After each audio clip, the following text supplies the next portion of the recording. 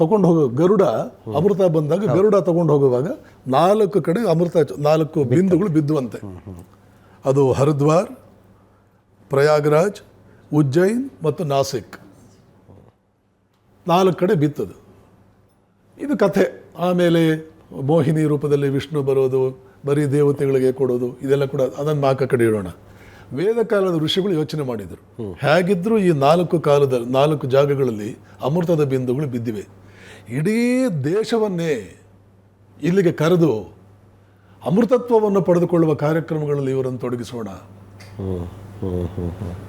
ಅಮೃತವೇ ಬಿದ್ದಿರೋ ಜಾಗಗಳಲ್ಲಿ ಅಮೃತತ್ವವನ್ನು ಮಾಡುವ ಕಾರ್ಯಕ್ರಮದಲ್ಲಿ ತೊಡಗಿಸೋಣ. ಹೀಗಾಗಿ ಪ್ರಶಸ್ತವಾದ ಯಾವುದು?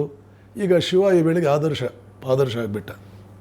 ಅವನು ಈ ಬೇವು ಬೆಲ್ಲ ಎರಡನ್ನೂ ಬಿಸಾಕಿದವನು, ತಗೊಳ್ಳಿಲ್ಲ, ಒಂದನ್ನು ತಗೊಳ್ಳಿಲ್ಲ. ಅವನು ಪೂರ್ತಿ ಬಿಟ್ಟವನು. ಅವನು ತ್ಯಾಗಿ, ಸನ್ಯಾಸಿಗಳ ರಾಜ. ಶಿವ ಅಂದರೆ ತ್ಯಾಗಿಗಳ ರಾಜ ಅವನು. ಸರಿ, ಸಂಕ್ರಾಂತಿ ಅಂದರೆ ಏನು? ಕಕ್ಷ ಬದಲಾವಣೆಯಾಗುವಂಥ ದಿನ, ಪಥ ಬದಲಾವಣೆಯಾಗುವ ದಿನ. ಸೊ ಭಾರತೀಯರೇ, ಸಾಧಕರೇ, ಬಹಳ ಬೆಳಿಬೇಕು ಅಂತಿರೋರೇ, ಬೇರೆ ದಿನಗಳು ನೀವು ಹೇಗೋ ಬದುಕಿರ್ತೀರಿ, ಸಂಕ್ರಾಂತಿ ದಿನ ಸ್ವಲ್ಪ ಕಕ್ಷ ಬದಲಿಸಿ, ಪಥ ಬದಲಿಸಿ. ನೀವು ಸಂಕ್ರಾಂತಿಯಿಂದ ಹಿಡಿದು ನಮಗೆಲ್ಲ ಆದರ್ಶನಾದಂತಹ ಮಹಾದೇವ ಶಿವರಾತ್ರಿಯವರೆಗೆ ಬೇರೆ ರೀತಿಯ ಜೀವನ ಮಾಡಿ, ಕೇವಲ ತಪಸ್ಸನ್ನು ಮಾಡಿ. ಯಾಕೆ? ಅಮೃತತ್ವಕ್ಕೆ ಅದೊಂದೇ ಸಾಧ್ಯ. ಅಮೃತತ್ವ ತಪಸ್ಸಿನಿಂದ ಮಾತ್ರವೇ ಬರುವಂತಹದ್ದು.